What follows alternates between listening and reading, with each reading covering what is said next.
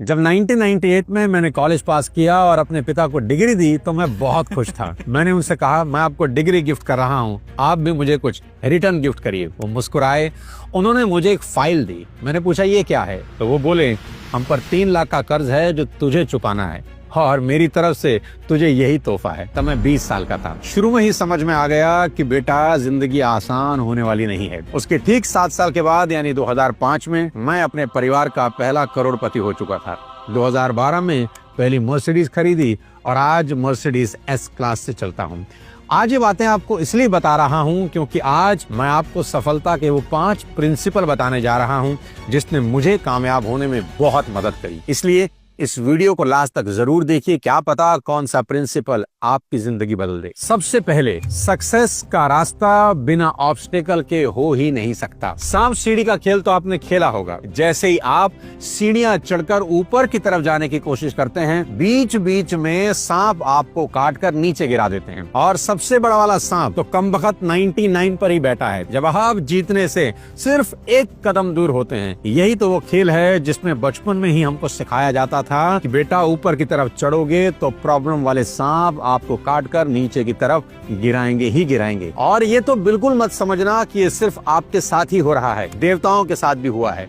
ऋषि मुनियों की तपस्याएं भी अप्सराएं भंग करने आती थी। इसलिए आज से और अभी से अपनी सभी बाधाओं को अपनी सक्सेस का टोल टैक्स मान लेना कि भाई, ये तो देना ही होगा और इसे चुकाने के लिए तैयार हो जाना। ऐसा सोच लो कि भगवान भी टोल टैक्स लिए बिना आगे नहीं जाने देंगे और हाईवे जितना शानदार चाहते हो ना, टोल उतना ही भरना होगा। और सभी कामयाब लोगों ने इस तरह के टोल टैक्स भरे हैं। जब हावर्ड शूल्स स्टारबक्स के लिए पैसा इकट्ठा कर रहे थे तो 217 लोगों ने उन्हें मना कर दिया। सोचो, अगर 217 लोगों के मना करने के बाद वो बैठ जाते तो आज स्टारबक्स नहीं होता। हंगरी के सैनिक कैरोली टैक्स दुनिया के टॉप के शूटर थे। 1940 में ओलंपिक में गोल्ड जीतना उनका सपना था। अनफॉर्चुनेटली 1938 में यानी ओलंपिक के 2 साल पहले उनके अपने हाथ में हथगोला फट गया और उनका राइट हैंड काटना पड़ा। लेकिन वो अलग मिट्टी के बने थे। उन्होंने अब अपने लेफ्ट हैंड से पिस्टल चलाना सीख लिया और 1948 के ओलंपिक में गोल्ड मेडल जीता। याद रखिए कि बाधाएं सिर्फ कमजोर को ही कमजोर करने आती हैं और उन्हीं को दबा पाती हैं जो पहले से कमजोर है। मैं अपनी सक्सेस का बहुत बड़ा क्रेडिट इस दूसरे प्रिंसिपल को देता हूं, जो कि है धीमे चलें और अचानक भारी भरकम चेंज करने की गलती तो कभी ना करें। इसको ऐसे समझें कि अगर आप अपना वजन कम करना चाहते हैं तो 25 किलो वेट लॉस का टारगेट कभी ना बनाएं। ये सिर्फ बेवकूफी है, कुछ नहीं होगा। 1 महीने में सिर्फ 1 किलो वजन कम करने का टारगेट बनाएं तो 2 साल में आपका वजन 24 किलो कम हो जाता है, जो कि शुरुआत में बेहद मुश्किल लग रहा था। मैक्सिमम लोग इसलिए सफल नहीं हो पा रहे क्योंकि वो एकदम बड़े गोल सेट कर लेते हैं और फिर उन्हीं के बोझ के नीचे दब जाते हैं। कभी भी सीधे करोड़पति होने का टारगेट ना बनाएं। अगर आपकी उम्र 15 से 25 के बीच है तो पहले 5 लाख कमाने का छोटा टारगेट बनाएं। सोचें कि ऐसा क्या कर सकता हूं कि अगले कुछ महीनों में 5 लाख का बैंक बैलेंस बन जाए। और अगर आपकी उम्र 25 से 45 के बीच है और आप ऑलरेडी कुछ कर रहे हैं तो आप ये सोचें कि पार्ट टाइम में क्या क्या कर सकता हूं ताकि अपनी मेन इनकम के अलावा हर महीने कोई 25 से 30 हजार रुपए अलग से कमा सकूं। याद रखें कि छोटे छोटे स्टेप जिंदगी में बड़ा बदलाव लाते हैं। दशरथ मांझी इसकी मिसाल हैं। वो एक एक पत्थर तोड़ते तोड़ते एक दिन पहाड़ तोड़ गए। और ये ठीक ऐसा है कि जब आप पहले दिन जिम जाते हैं तो पहले कम वजन से ही शुरुआत होती है। धीरे धीरे ताकत और टाइम के हिसाब से वजन बढ़ाया जाता है। इसलिए धीमे चलें और अचानक से बड़ा बदलाव करने की गलती कभी ना करें। आपको यहाँ ये समझना भी बहुत जरूरी है कि सभी गोल्स खुद के लिए नहीं होते। कुछ गोल्स अपने परिवार के लिए भी लिए जाते हैं। उसमें सबसे ऊपर आता है इंश्योरेंस। वो आपको जरूर करवाना चाहिए दोस्त, ताकि आपके बाद आपकी फैमिली सिक्योर हो सके। और उसमें भी सबसे ऑथेंटिक टर्म इंश्योरेंस। दोस्त, आपको आज से ही कैजुअल अप्रोच छोड़नी होगी। जिम रॉन कहा करते थे, don't take the casual approach to life, casualness always leads to casualties. अपनों का फ्यूचर सेव करने के लिए जरूर लेना चाहिए ताकि आने वाले कल की अनसर्टेनिटी में भी हमारी फैमिली का फ्यूचर सेफ और सिक्योर रह सके।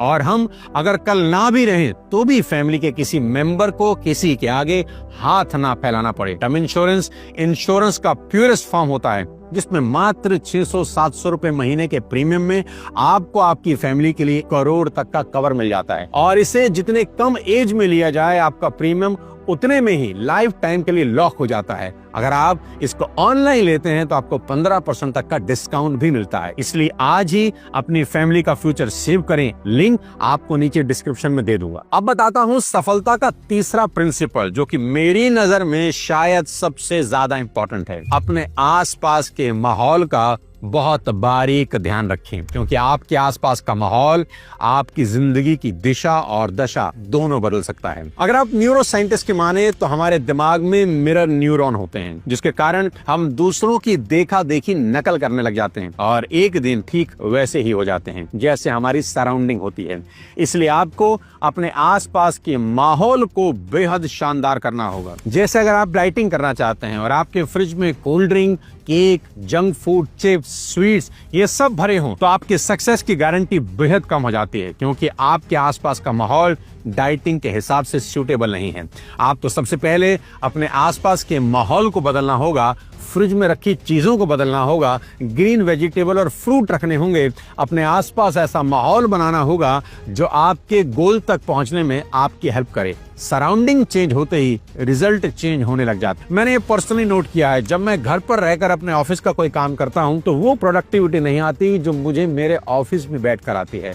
ऑफिस जाते ही जैसे दिमाग की बत्ती जल जाती है और सब याद आने लगता है, ये भी करना है, वो भी करना है, और घर पर लगता है कोई काम ही नहीं है। आपकी सराउंडिंग आपके दिमाग को बहुत इंपैक्ट करती है। मेरी बात नोट कर लें, अगर आपको मैराथन दौड़ना है तो उनके साथ प्रैक्टिस बिल्कुल ना करें जो 100 मीटर दौड़ रहे हैं, बल्कि उनके साथ प्रैक्टिस करें जो मैराथन ही दौड़ रहे हैं। कहते हैं ना, अगर जीवन में बाज की तरह आसमान छूना चाहते हैं तो मुर्गों का साथ छोड़ना होगा। अपने आसपास का माहौल बेहतर कीजिए, आपका जीवन धीरे धीरे बेहतर होने लगेगा। अब बताता हूँ सफलता का चौथा और बेहद खास प्रिंसिपल, वो है किसी भी काम को करने की आपकी इच्छा। शुरुआत में ही मुझे समझ में आने लग गया था कि जबरदस्ती किया गया कोई भी काम आपको अमीर नहीं बना सकता।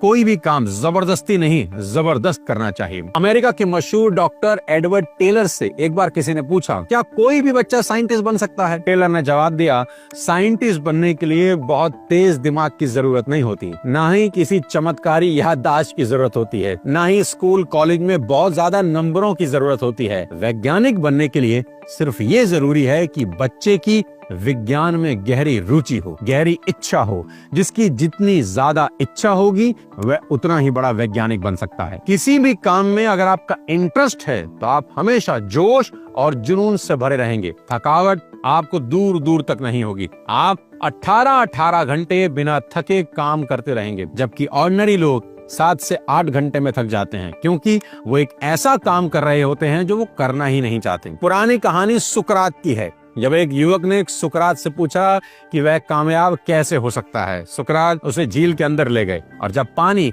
4 फीट तक गहरा हो गया तो सुकरात ने अचानक उस युवक का सर पानी में डुबो दिया, और जब वह हवा के लिए छटपटाने लगा और उसका दम घुटने लगा, तब जाकर सुकरात ने उसका सर पानी से बाहर निकाल दिया। उसके बाद सुकरात ने युवक से कहा, जब तुम्हारे अंदर सफलता हासिल करने की इतनी ही इच्छा होगी जितनी पानी के अंदर सांस लेने की थी, तो दुनिया की कोई ताकत तुम्हें कामयाब होने से रोक नहीं पाएगी। दोस्तों, सफलता का 5वां और बड़ा ही शानदार प्रिंसिपल है इवेल्युएट करना। इस भागती दौड़ती जिंदगी में कदम कदम पर खुद को इवेल्युएट जरूर करते रहें कि आपका जीवन सही दिशा में बढ़ भी रहा है कि नहीं। सेल्स की भाषा में इसे मॉनिटरिंग कहते हैं। मैं जब भी किसी कंपनी के सेल्स के लोगों को कोच करता हूं तो उनसे कहता हूं कि आप अपना डेटा जरूर मेंटेन करें, क्योंकि जिन चीजों को आप मेजर नहीं कर सकते उनको आप बेटर नहीं कर सकते। मेरी ये बात समझाने से एक बार एक सेल्स ऑर्गेनाइजेशन ने जब अपने सभी सेल्समैन का डेटा मॉनिटर किया तो पता चला, क्योंकि सेल्स प्रोफेशनल का 75% बिजनेस किसी भी प्रोस्पेक्ट से 5 बार मिलने के बाद होता है। यानी जब तक वो अपने क्लाइंट से 5 बार न मिलने, सेल्स मैच्योर नहीं होती। पर उनके मैक्सिमम सेल्स पीपल प्रोस्पेक्ट से 5 बार मिलने से पहले ही हार मान रहे थे। तो उनको समझ ही आया कि हमारे लोगों को उनके प्रोस्पेक्ट से कम 5 बार मिलना ही चाहिए ताकि सेल्स कन्वर्जन बढ़ सके। लेकिन क्या बिना डेटा मेंटेन किए इस बात को समझा जा सकता है? कभी नहीं। देखो दोस्त, कोई भी डॉक्टर आपका ट्रीटमेंट करने से पहले आपकी ब्लड टेस्ट रिपोर्ट देखता है। उसमें क्या देखता है? डेटा ही देखता है कि आपका ब्लड शुगर लेवल कितना है, पॉइंट कितने हैं, आपका हीमोग्लोबिन कितना है, यूरिक एसिड कितना है। बिना डेटा देखे उसको कैसे पता चलेगा कि शरीर के अंदर क्या चल रहा है? डेटा ही डॉक्टर को बताएगा कि एक पेशेंट का इलाज कैसे करना है। उसी के हिसाब से वो मेडिसिन देगा और फिर ये भी कहेगा कि 1 महीने के बाद दोबारा ब्लड टेस्ट रिपोर्ट लेकर आना, तभी पता चलेगा कि मेडिसिन असर कर रही है या नहीं। फिर से डेटा ही देखेगा। आपको भी हफ्ते में एक बार अपनी ही मॉनिटरिंग करनी चाहिए कि आपका रोज का टाइम किन किन एक्टिविटी में खर्च हो रहा है, प्रोडक्टिव टाइम कितना है, अनप्रोडक्टिव कितना है। जब आपका डेटा आपके सामने होगा तो आप उसमें अपने हिसाब से सुधार कर सकते हैं। याद रखना, डेटा एनालिसिस आपको जागरूक और एक इंटेलिजेंट इंसान बना देता है। दोस्तों, इन 5 प्रिंसिपल ने मुझे मेरी जिंदगी में कामयाब होने में बहुत मदद करी। आप भी इन्हें अपने जीवन में लागू करके बेहद सफल हो सकते हैं। कौन सा प्रिंसिपल आपको सबसे अच्छा लगा उससे कमेंट करके जरूर बताएं और इस वीडियो को कम से कम 5 लोगों को शेयर कर दें जिनको आप कामयाब होते देखना चाहते हैं। अगले किसी और शानदार वीडियो के साथ जल्द आपसे मुलाकात करता हूं। तब तक अपने स्वास्थ्य का ध्यान रखें और टर्म इंश्योरेंस जरूर करवाएं। जय हिंद।